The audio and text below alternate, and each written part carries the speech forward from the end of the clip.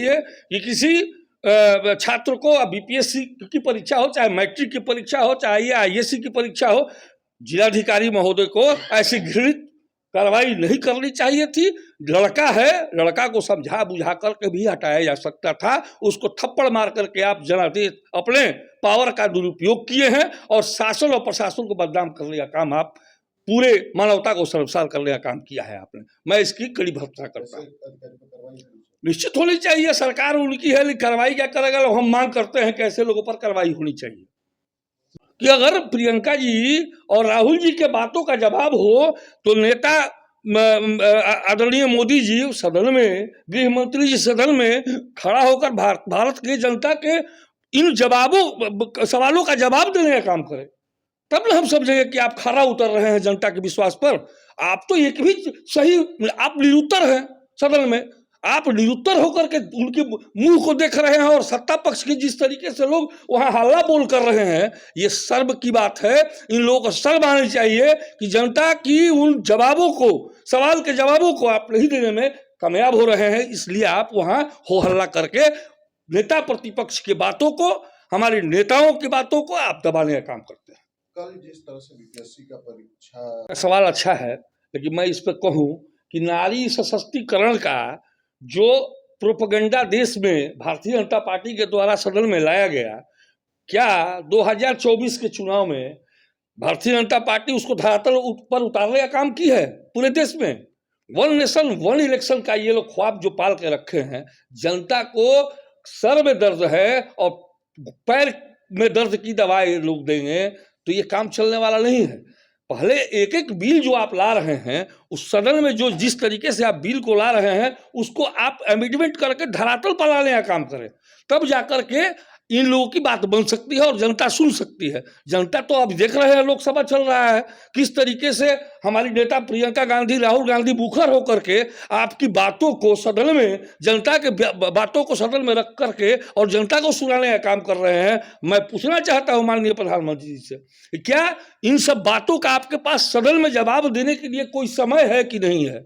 अगर समय है और समय रहते अगर जवाब आप नहीं देते हैं जनता के, तो ये जनता आपको आने वाले समय में निश्चित रूप से नकारने का काम करेगी। ढोल नगाड़ों की ये सरकार, ये पैसों की सरकार, ये अहंकारी और सत्ता में रह करके जो पैसा जिस तरीके से बांट करके, हरियाणा हो और महाराष्ट्र का चुनाव हो, जिस तरीके से रेवड़ियों को बांट करके ये लोग सत्ता हासिल करने का काम किया है, आने वाले समयों में निश्चित रूप से जनता इनको नकारने का काम करेगी। उन्नाव के मामले में प्रियंका जी ने जो सवाल खड़ा किया होगा, किस तरीके से कार्यकर्ताओं के साथ बैठकर दरी पर और बेंच पर भोजन करने का काम पत्तल की थाली में वो किया करते हैं या किया करते थे, तो वो सब नेता और उस पार्टी से बिलोंग करने वाले हम सभी लोग हैं, महागठबंधन के लोग, हम सबको का काम है दरी में बैठ करके और जनता की मांग को सरकार और प्रशासन के समक्ष अपने व्यवस्था के अनुसार रखना।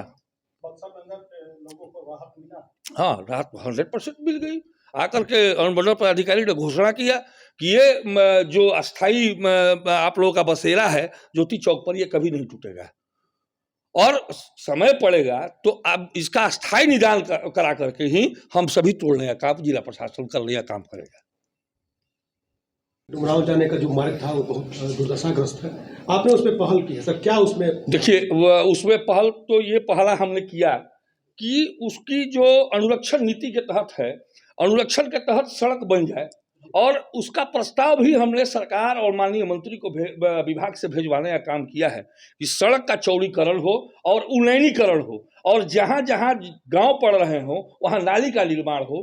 तो मुझे लगता है कि आने वाले समय में ये डीपीआर बनकर भी चला गया है, आने वाले समय में वो रोड सरकार के प्रक्रियाधीन में है और वो रोड हमारी सड़क बनेगी। सर, बक्सर नगर जाम से करा रहा है, तो नया बाईपास भी बन गया, उसके बाद जो ट्रकों की आवाजाही हो रही है, तो उसके संदर्भ में कोई प्लान है क्या? जी हाँ, प्लान है। हमने गोलंबर से ज्योति चौक से गोलंबर तक का एक प्रस्ताव आरसीडी को हमने भेजवाने का काम विभागीय किया है और एक सड़क है सेंट्रल जेल से बड़ी मस्जिद तक। ये 2 सड़कें हमारे मूल रूप से, और तीसरी सड़क है ताड़का नाला से बिरकुआ सिंह सेतु तक। ये 3 प्रस्ताव में 2 प्रस्ताव सरकार के में प्रक्रियाधीन है, विभाग के द्वारा, आरसीडी के द्वारा। ये DPR बना करके सरकार के यहाँ भेज दिया गया है। आने वाले समय में मुझे लगता है कि अगर माननीय मुख्यमंत्री जी की यात्रा हो जाए तो किले का सौंदर्यीकरण और इसका विकास स्टेडियम के रूप में, मैंने समाधान यात्रा में इस चीज़ को मांग किया था और माननीय मुख्यमंत्री ने काफ़ी गंभीरता से इसे लिया और उस समय के प्रमंडल आयुक्त कुमार रवि को और उस समय के वर्तमान जिला पदाधिकारी अमन समीर को भेजने का काम करके इसकी जिस तरीके से मुआयना कराया और अभी वो प्रक्रियाधीन है भवन निर्माण विभाग में। सारे जगहों से उसका सूची या प्रारूप बनकर आ चुका है भवन निर्माण में, वो अंतिम रूप में है और अपनी अंतिम रूप में मुझे लगता है कि जब माननीय मुख्यमंत्री जी आएंगे तो इन सब चीज़ों की घोषणा करके यहाँ से जाएंगे। विधायक जी, लगातार जिला प्रशासन बात करता है जीरो टॉलरेंस भ्रष्टाचार मुक्त प्रशासन का, लेकिन लगातार देखने को मिल रहा है खासकर परिवहन विभाग से भ्रष्टाचार में लोग लिप्त हैं। तो अधिकारी यहाँ भ्रष्टाचारी हो गए हैं, क्या जिले में? मैं आपको बताऊं कि माननीय प्रधानमंत्री जी का नारा ही 2014 में था कि भ्रष्टाचार मुक्त भारत हो। तो क्या भ्रष्टाचार मुक्त भारत करने में माननीय प्रधानमंत्री सफल रहे कि बक्सर जिला का प्रशासन और बिहार के प्रशासन इतना इनके रहबो कर पर चलने वाला है क्या कि इनको छोड़ देगा लोग? ये बकसने वाले लोग नहीं हैं। ये माननीय प्रधानमंत्री का जीरो टॉलरेंस, माननीय मुख्यमंत्री का जीरो टॉलरेंस था और माननीय प्रधानमंत्री का ये था कि हम स्विस बैंक से काला धन लाएंगे और प्रत्येक लोग के खाते में 15-15 लाख रुपया जाएगा। तो क्या काला धन माननीय प्रधानमंत्री जी ने लाने का काम कर दिया देश में? मैं यही पूछना चाहता हूँ। और एक अधिकारी पर अधिकारी को हम भ्रष्ट कहेंगे तो ये मुझे उचित नहीं लगता है। ये देश और राज्य व्यापक भ्रष्टाचार में लिप्त है। एक अधिकारी की मैं बात करूं तो ये बहुत तुच्छ बात होगी।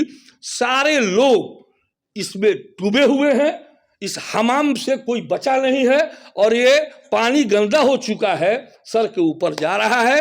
अंतिम मुहर 2025 में लगेगी और जनता उस मुहर को लगाने का काम करेगी। ऐसे भ्रष्ट सरकार को उखाड़ फेंकने में हम सभी कामयाब होंगे और लोकतंत्र, बिहार का लोकतंत्र हमेशा अक्षुण्ण और सुरक्षित रहा है। 25 में गरीब गुरबों की सरकार होगी और निश्चित रूप से बिहार में एक अच्छा सरकार आने वाले समय में स्थापित होगी।